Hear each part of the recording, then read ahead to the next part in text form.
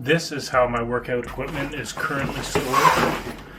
It's just a bunch of resistance bands and this metal bar.